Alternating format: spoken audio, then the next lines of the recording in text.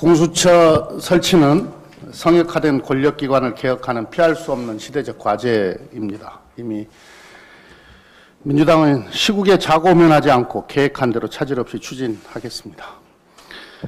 야당에 제시한 공수처장 후보 추천위원 추천 시한이 이제 일주일 남았습니다. 국민의힘 지도부는 국민 앞에서 추천위원을 곧 정하겠다고 여러 차례 밝힌 바 있습니다. 민주당은 야당의 요구를 수용해 최대한 양보했고 기다릴 만큼 기다려왔습니다. 26일이면 공수처의 법정 출범 시한인 7월 15일부터 100일을 넘기게 됩니다. 민주적 견제와 균형이 작동하는 권력기관 개혁에 대한 국민의 요구가 그 어느 때보다도 높습니다.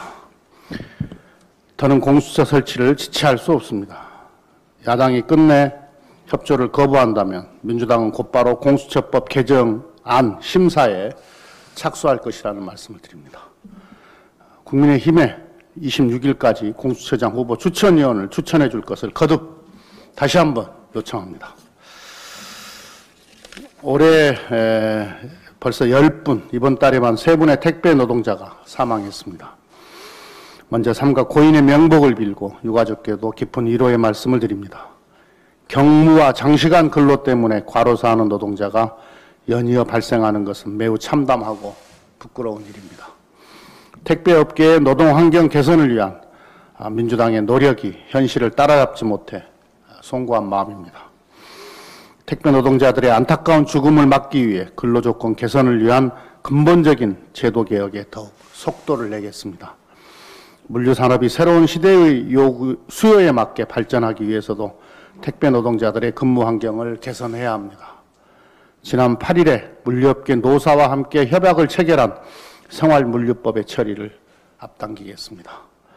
아울러 산재보험법을 개정해 택배 노동자의 산재보험 적용제의 신청을 엄격히 제한하겠습니다.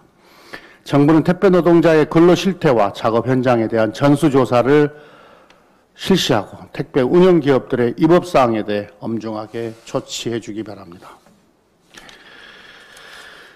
민주당은 혁신 벤처기업 육성에 더욱 속도를 내겠습니다. 20대 국회에서부터 논의해왔던 비상장 벤처기업에 대한 복수 의결권과 기업형 벤처 캐피탈 도입을 추진하겠습니다.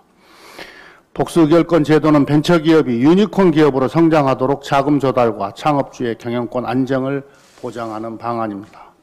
미국, 영국 등 창업과 벤처 투자가 활발한 국가에서는 복수 의결권 제도를 활용하고 있습니다.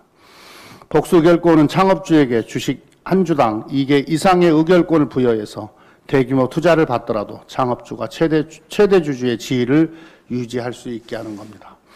창업주가 이사를 사임하거나 복수 의결권을 상속 양도하면 보통주로 전환되도록 하는 등 부작용을 방지하기 위한 장치도 마련하겠습니다. 일반 지주회사의 CBC 제한적 허용은 벤처 투자를 확대하고 벤처기업과 대기업의 동반 성장을 촉진하는 방안입니다. 벤처기업은 대기업으로부터 성장을 위한 투자 자금과 기술 경영 노하우를 지원받고 대기업은 벤처의 혁신 아이디어를 공유하는 협력 관계를 만들자는 것입니다. 대기업의 CBC 허용이 일감 몰아주기나 편법 승계 등에 악용될 수 있다는 우려에 대해서도 잘 알고 있습니다. 이 같은 우려를 해소할 장치를 입법 과정에서 세밀하게 마련하겠습니다. 민주당은 공정경제와 혁신성장을 균형 있게 추진하겠습니다. 공정경제 3법을 통해 공정한 시장을 만들고 복수의결권과 CBC 제도로 혁신 벤처를 활성화해서 경제에 새로운 활력을 불어넣겠습니다. 공정위, 법무부 등 관련 부처는 물론이고 야당과도 적극적으로 논의해서 경제 활력의 시너지를 만들어내겠습니다. 한 가지만 더 말씀드리겠습니다. 어제 시중에 정은경 질병관리청장의 서울시장 차출설이 돌았습니다. 말하기 좋아하는 사람들이 지어낸 해프닝이라고 생각하지만 한 말씀 드리지 않을 수 없습니다. 정은경 청장의 서울시장 차출설은 전혀 검토한 바 없고 아무런 근거도 없는 허무맹랑한 이야기입니다.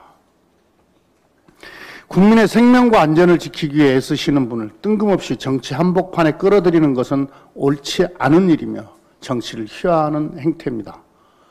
이러한 얘기를 여과 없이 보도하는 언론의 행태는 국민의 신뢰를 받기 어려울 것입니다.